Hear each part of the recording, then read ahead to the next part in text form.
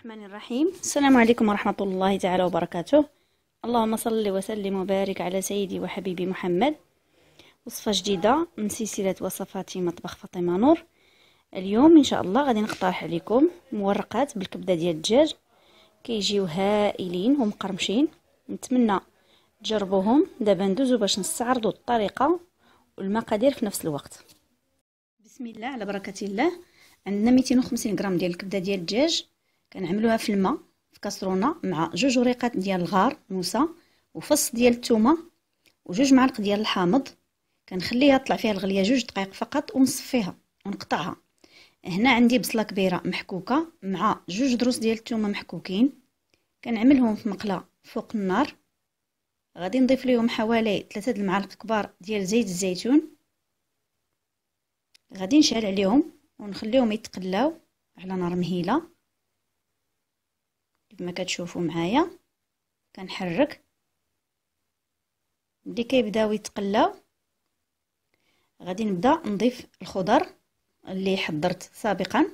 عندي 2 حبات ديال الخيزو محكوك اون جوليان بالطول 2 حبات، وعندي 2 حبات ديال القرعه الخضراء حنا عندنا هنا. شويه ديال ليشو مقطع حتى هو رقيق اللي هو الملفوف المكور، كلشي مقطع اون جوليان. القرعه هي وخيزو محكوكين بجوج، اما ليشو كنقطعهم رقيق حتى هما بالطول. غادي نشحرهم مع البصله والثومه حتى يدبالوا. غادي نحرك من حين لاخر كيف ما كتشوفوا حتى كنتاكد بلي الخضر عندي دبلات. عاد غادي نزيد نمر باش نضيف لهم التوابل. هنا الخضر عندي صافي راه طاحت دبلات. غادي نبدا نضيف ليها توابل. غادي ناخذ 4 ملعقه صغيره ديال الكمون. ما بغيتش الكمون يكون غالب على بغيت المذاق ديال الكبده يكون باين. وهنا عندي نص معلقه صغيره حتى المعلقه ممسوحه ديال الفلفل الاحمر بابريكا اللي هي التحميره. 4 ملعقه ديال الفلفل الاسود ابزار. هنا الملحه على حسب الذوق، تقريبا درت نص معلقه صغيره. غادي نحرك من حين لاخر حتى تخلط عندي التوابل وتشربها الخضر. عاد غادي نزيد الكبده اللي قلت لكم عملتها غلات وخليتها حتى بردت وقطعتها مربعات صغار. كنضيفها على الخضر وكنحرك، ثم كنضيف 2 معالق كبار ديال المعدنوس مخلط هو والقزبور. كنحرك الكبده مع الخضر، ثم كنضيف شويه ديال الهريسه خضراء ما كثرتهاش حيت عندي الدراري صغار ما كيبغيوش الحار. وهنا عندي نص حامضه مصيره مقطعه مربعات رقيقه وشويه ديال الزيتون اخضر مقطع.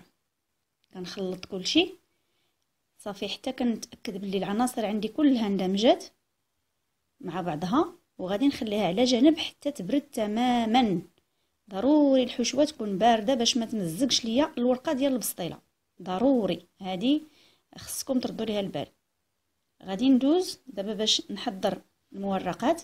ها هي الحشوه ملي بردات غادي ناخذ الزبده دايبه، وغادي نحضر هنا واحد بياض بيضه نطرب مع 2 قطرات ديال الخل. داك الخل باش يحيد ليا الزفوره من البيض. ودائما انا البيض هو اللي كنستعمل باش نكولي به البريوات، ما كيعجبنيش ندير الطحين والماء، كندير دائما البيض. هنا كناخذ الورقه ضروري الجهه الملسه تكون لتحت والجهه الحرشه تكون الفوق. الحرشه ديما تكون الفوق والملسه تكون لتحت. كناخذ ديك الزبده كندهن بها الورقه كيف ما كتشوفوا معايا. ثم غادي ناخذ مقدار من الحشوه غادي نحطو في البديه ديال الورقه. عندي انا هنا نص كيلو ديال الورقه ديال البسطيله صغيره. انا كنحط الحشوه بهذه الطريقه، ثم غادي نلف الجوانب عليها بهذه الطريقه هذه، وغادي نلف على شكل مستطيل عرض، ماشي ما يكونوش على شكل قنينطات صغار ملوي هكا رقيق. انا عملتهم كيف قلت لكم مورقات عرض مستطيلين هكا كيف ما كتشوفوا معايا. غادي نعاود نصايب معكم واحده اخرى نفس الطريقه. الجهه الملسه تكون لتحت الجهه الحرشه الفوق كندهن بالزبده، كنحط الكميه المناسبه ديالي من الحشوه، معلقه كبيره هكاك، كنلوي وكنكولي بالبياض ديال البيض. كنستفهم في طاوه فيها ورق الزبده، كندهنهم ببيضه مخلوطه مع شويه ديال صلصه الصوجه. بغيت داك اللون وداك القرمشه تكون فيهم، ثم كنرشهم بشويه ديال البافو وكندخلهم يطيبوا في الفران. كيجيو مقرمشين هائلين ما تشبعوش منهم، واللون حتى هو داك البيض مع صلصه الصوجا كيعطيهم لون رائع، وكيجيو مقرمشين اكثر من انك ما تكونيش دهنهم بالبيض. كنقدبوهم كيف ما شفتوا معايا مزيانين بورقات ديال الخوص وطوماط صغير، والتزيين على حسب كل وحده. نتمنى الوصفه ديالي اليوم تنال الاستحسان ديالكم، وإلا عجبتكم ما تنساوش تبارطاجيوها مع الاصدقاء في صفحات التواصل الاجتماعي. تحياتي للجميع وفي امان الله.